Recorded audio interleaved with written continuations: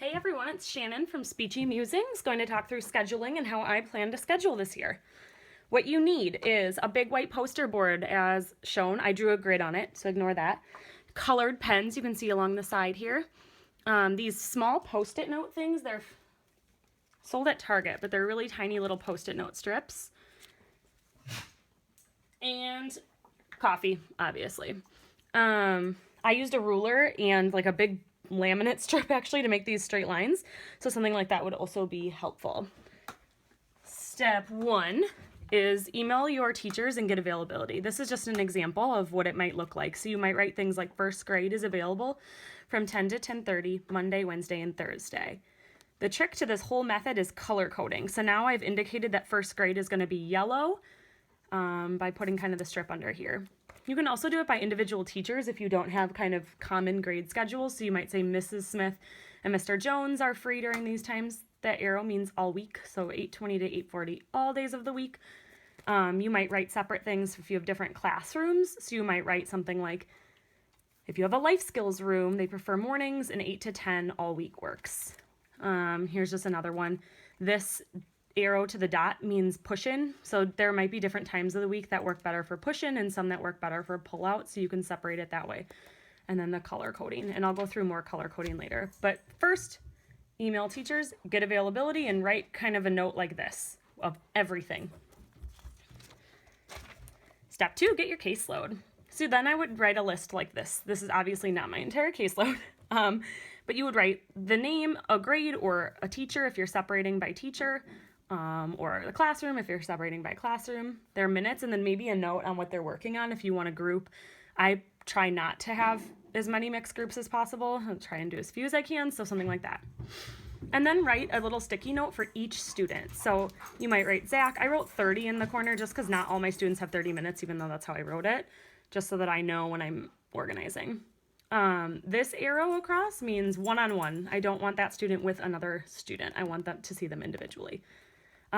If you can see here, Zach would be seen twice a week, so I made him 2 post-it notes. William is seen once a week, only one. Then the trick. Pull out your big grid. Mine goes from 8:30 to 3:30. Make a big grid kind of whatever. You can also do it by 20-minute increments. I did mine for 30 because you can always kind of cram things in as you need to. And now what I did is you can see, as I showed you earlier, the first grade is yellow. Find your matching yellow pen. So we have a yellow pen with the yellow post-it, and you can already see I drew dots when they're free. So from 10 to 10:30, Monday, Wednesday, Thursday, I drew a yellow dot, and a yellow dot to indicate that first grade students who are written on the yellow, so Zach, William, and Landon, can fit in those spots. So then after you get this all kind of filled out, you can just stick them into the spots color-coded that they fit into. So I can show you an example really quick. Let's do third grade. So from 8:30 to 9, in third grade I've kind of designated as this purpley pink. They all don't have to match perfectly. 8:30 to 9, Monday, Tuesday, and Thursday. So, and that's for push-in. So I would do a dot with an arrow on Monday, a dot with an arrow on Tuesday, and a dot with an arrow on Thursday. Now that indicates that the third grade is free for push-in and those times. I know that's kind of hard to see, but then 9 to 10, Tuesday and Thursday, so that would be here, and that's for pull-out, and Thursday.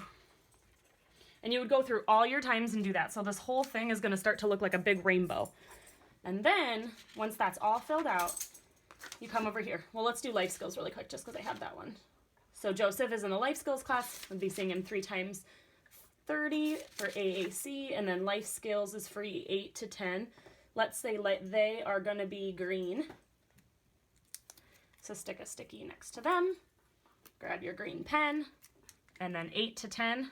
Mine actually starts at 8:30, but draw a green dot below, and this could be every day of the week up till 10.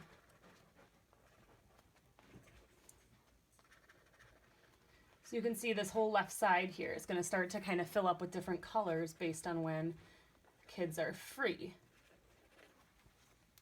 and then Friday. The beauty of this is soon you'll see which time slots are really coveted. So, you know, some time slots will have colors like everyone's available. Well, those are not time slots I'm going to put my prep in. So then I have these stickies for lunch. So every day, you know, I might see, oh, that one's pretty available. So I might stick my lunch there every day of the week, or you can switch it up. Then I have prep ones. So I might say, well, no one really wants this time slot, so I'll prep there.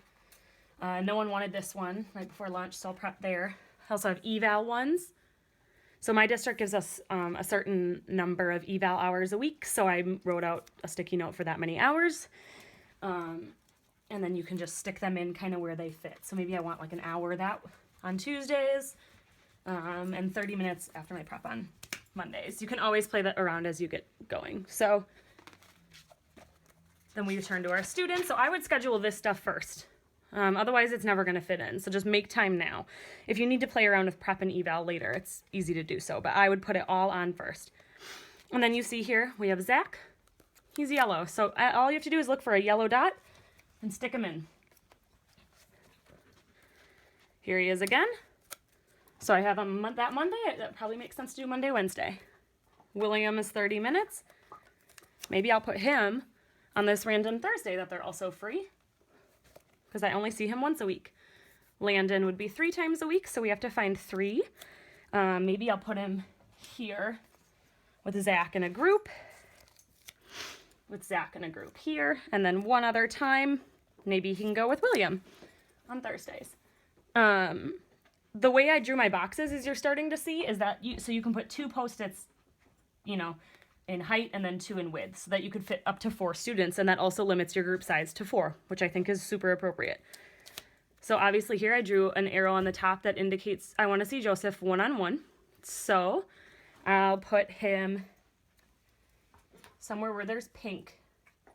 And I don't think I've done this one yet, but you know, the life skills would be, oh, and I kind of mixed that up, but imagine this was pink here. Yeah, I totally mixed that up. Let's pretend he's green. He'd be green. I shouldn't have pre-filled these out, but you can kind of put him in here and match those times, if that makes sense. Obviously, I'm not going to go through the whole thing. That's my dog. Just ignore him laying on my schedule. But I think this system works super, super well because, I'm just super, super visual. Once it's on here, I put it in a Google spreadsheet, and that way I can play with it all year round, because obviously this isn't going to stay the same. But I really like being able to move things around and see like visually color-coded things. It just works a lot better for me. And then I like being able to see which ones are more free than others. Like some time slots I know no teachers say that are available, and then it's super easy to throw an eval or prep time. And then it's easy to move things around. Hope that helps. Sorry about my dog tail. See ya.